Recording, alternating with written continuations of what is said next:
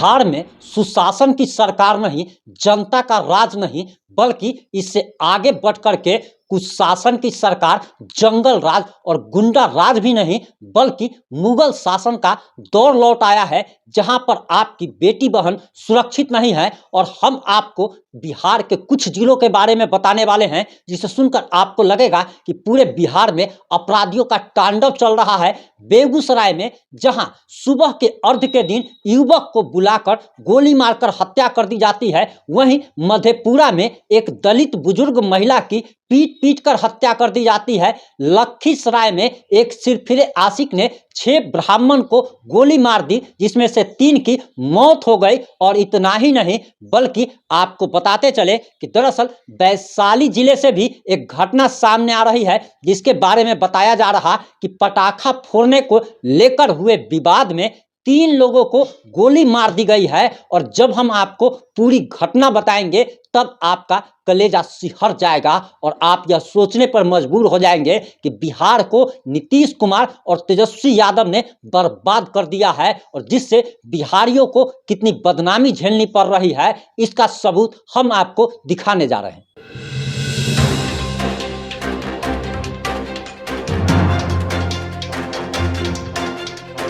नमस्कार, मैं प्रिंस कुमार सिंह और आप देख रहे हैं पॉजिटिव इंडिया। अगर अभी तक आपने चैनल को सब्सक्राइब नहीं किया है तो खबरों से अपडेट रहने के लिए कृपया चैनल को सब्सक्राइब कर लीजिए, और जो लोग ऑलरेडी कर चुके हैं उन तमाम लोग को सहृदय धन्यवाद। अब वापस आते हैं अपनी खबर पर। हम सबसे पहले आपको वैशाली जिला की घटना के बारे में बताते हैं, उसके बाद हम आपको बेगूसराय के बारे में बताएंगे, उसके बाद हम आपको मधेपुरा के बारे में बताएंगे, और आपको हम अंतिम में लखीसराय में हुए नरसंहार के बारे में भी बताएंगे। सबसे पहले आपको बताते चले कि वैशाली जिला से सूचना आ रही है कि दरअसल वैशाली जिले के वैशाली थाना क्षेत्र के ही अमृतपुर पंचायत के बेलका गांव में पटाखा फोड़ने को लेकर 2 पक्षों के बीच विवाद हुआ, और इस विवाद में बदमाशों ने 3 लोगों को गोली मार दिया, जिन्हें आनन फानन में पीएमसीएच रेफर कर दिया गया है बेहतर इलाज के लिए। वहीं बताया जा रहा कि डॉक्टर ने प्राथमिक उपचार के बाद उन्हें पीएमसीएच रेफर कर दिया, जहां से डॉक्टर ने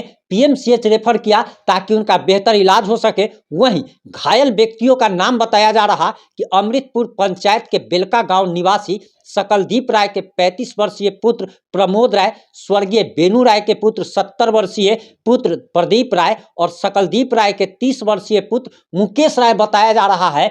यानी कि 3 लोगों को पटाखा फोड़ने में विवाद को लेकर गोली मार दी जाती है। और आप इतना जान लीजिए कि बिहार में अब सलाद में अगर प्याज अगर नहीं मिलता है तो उसके लिए गोली चल जाती है।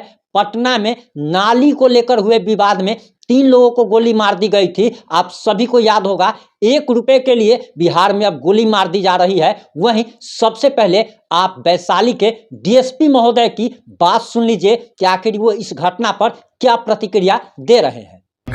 19/11/23 को वैशाली थाना अंतर्गत बिलका गांव में पटाखा छोड़ने को लेकर 2 पटदारों के बीच करीब 8:45 बजे रात्रि में आपस में मारपीट की घटना हुई है, जिसमें एक ही पक्ष के 3 लोगों को गोली लगी है। एक व्यक्ति को पैर में, एक व्यक्ति को हाथ में और एक व्यक्ति को दाहिना साइड पंजा में गोली लगी। तीनों का इलाज सदर अस्पताल में चल रहा था, जहां से उसे पटना बेहतर इलाज के लिए रेफर किया गया है। जो भी आरोपित हैं आपने वैशाली के डीएसपी महोदय को सुन लिया। अब हम आगे आपको बेगूसराय की घटना के बारे में बता रहे हैं, और बेगूसराय से जो खबर निकल के सामने आ रही है, बताया जा रहा कि महापर्व छठ के खत्म होते ही बिहार में अपराधियों का तांडव एक बार फिर से देखने को मिल रहा है। और बेगूसराय से मिली जानकारी के अनुसार आपसी रंजिश में बदमाशों ने युवक की गोली मारकर हत्या कर दी, और घटना में लाखों सहायक थाना क्षेत्र के भैरवार गांव की है। मृतक की पहचान लाखों थाना अंतर्गत भैरवार वार्ड नंबर 1 निवासी सुधीर कुमार सिंह के 19 वर्षीय पुत्र प्रिंस कुमार के रूप में उनकी पहचान की गई है। और बताया जा रहा कि नहाय खाए के दिन युवक प्रदेश से घर लौटा था। वह प्रदेश में नौकरी करता था और नहाय खाए पर्व के दौरान ही वह अपने घर वापस लौटा था, और सुबह छठ घाट पर अर्घ देकर वह घर में प्रसाद खा रहा था। तभी किसी एक साथी ने प्रिंस कुमार को बाहर बुलाया और बाहर जैसे ही वो लड़का जाता है उसे उसके साथी ने ही गोली मार दी। बताया जा रहा कि जब उसकी माताजी घर के बाहर निकली तो देखा कि उसके बेटे की लाश पड़ी है। इसके बाद परिजनों के बीच कोहराम मच गया, परिजनों का रो रो कर बुरा हाल है। वहीं अभी तक घटना के कारणों का, हत्या के कारणों का पता नहीं चल पाया है और ना ही किसी अपराधी की गिरफ्तारी हो पाई है। वहीं वैशाली जिला में घटित हुई घटना के बाद भी अभी तक 3 लोगों को जो गोली लगी थी उसमें भी अपराधियों की गिरफ्तारी नहीं हो पाई है। वहीं आपको बताते चले कि मधेपुरा से भी एक घटना निकल के सामने आ रही है, जिसके बारे में बताया जा रहा कि एक दलित बुजुर्ग महिला को पीट पीट कर हत्या कर दी गई है।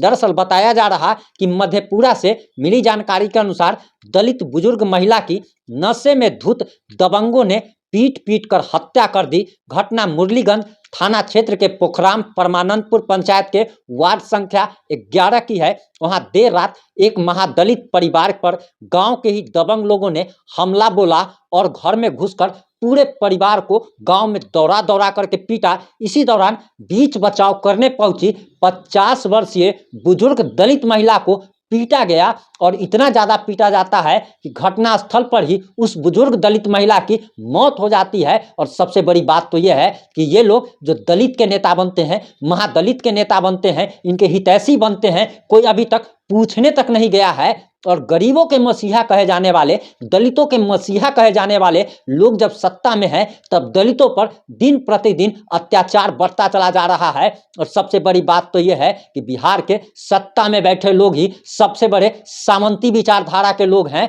और भूमिहार राजपूत ब्राह्मण को तो ऐसे ही बदनाम किया जाता है। वहीं आपको बताते चले कि दरअसल बताया जा रहा कि पड़ोस के ही अशोक यादव उर्फ कारी यादव समेत गांव के 4 से 5 दबंगों ने मिलकर नशे की हालत में इस घटना को अंजाम दिया है।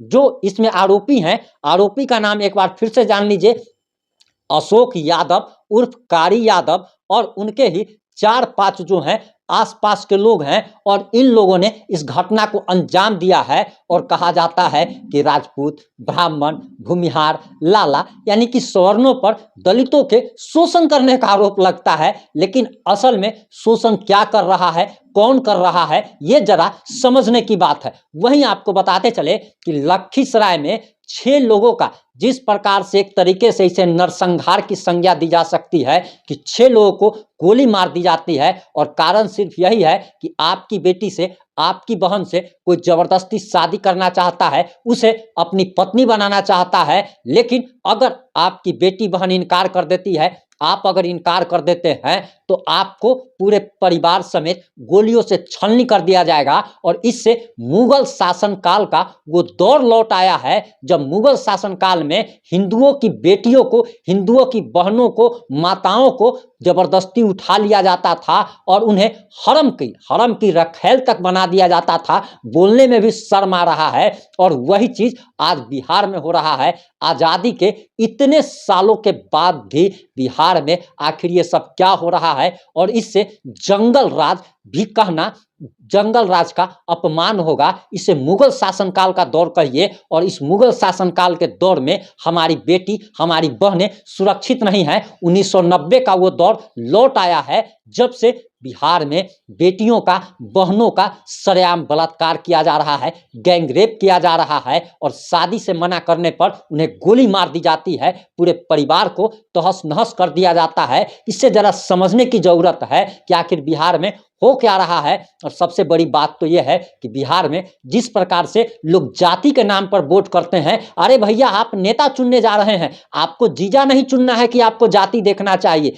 जब जीजा चुनना हो, जब बहनोई चुनना हो, जब दामाद चुनना हो, तब आप अपनी अगर जाति देखते हैं तो आप सही जगह पर हैं। क्योंकि किसी भी व्यक्ति को अपनी जाति में ही, अपने धर्म में ही अपनी बेटी बहन की शादी करनी चाहिए। लेकिन जब आप वोट करने के लिए जाते हैं तब आपको राष्ट्र के विकास के लिए, आपको राज्य के विकास के लिए, आपके प्रदेश के विकास के लिए आपको वोट करना चाहिए। आपको ये देखना चाहिए कि कौन ऐसा व्यक्ति है जो आपके साथ साथ आपके प्रदेश का विकास कर सकता है। लेकिन आप तो जात के नाम पर वोट डालते हैं, कभी धर्म के नाम पर वोट डालते हैं, तो ऐसा होना अब आम बात है। और बिहार से एक बार फिर से लोगों का पलायन शुरू हो चुका है। लोग जो है बिहार छोड़कर भागने को मजबूर हो चुके हैं, क्योंकि जिस प्रकार से अब रंगदारी मांगी जा रही है, जिस प्रकार से अपहरण उद्योग एक बार फिर से जागृत हो चुका है, जिस प्रकार से एक बार फिर से लूट की घटनाएं बढ़ती चली जा रही है, जिस प्रकार से बेटी बहनें सुरक्षित नहीं है, कोई भी भला आदमी अब बिहार में नहीं रहना चाहता। वैसे भी बिहार के 4 करोड़ लोग तो नीतीश कुमार और लालू प्रसाद यादव के शासनकाल के दौरान अब बिहार से बाहर जाकर नौकरी करने को, मजदूरी करने को विवश हैं। और इन लोगों की गणना के बारे में बिहार के माननीय मुख्यमंत्री ने बताया कि दरअसल बिहार के मात्र 13 लाख लोग ही बिहार से बाहर मजदूरी करते हैं। लेकिन इन लोगों के आंख पर कौन सा पर्दा पड़ा हुआ है कि अभी छठ पूजा के दौरान ही, दिवाली के दौरान ही जब करोड़ों लोग जानवर की तरह ट्रेनों में भर भर के आ रहे थे, तो इन लोगों को दिखाई नहीं दे रहा था। इन लोगों ने बिहार को ऐसा बर्बाद कर दिया है कि फिर से बिहार को सोने की चिड़िया बनाने में, जो कि श्री बाबू के शासनकाल में था, और उस तरीके का होने में और उस प्रकार का एक तरीके से आप कह सकते हैं कि बिहार का जो पुराना मान सम्मान था, उसे वापस पाने में कम से कम सैकड़ों साल लग जाएंगे। आपकी इस मुद्दे पर क्या प्रतिक्रिया है? आप इस मुद्दे पर क्या सोचते हैं? अपनी प्रतिक्रिया देना ना भूलें। जुड़े रहें हमारे साथ। जय हिंद, जय भारत।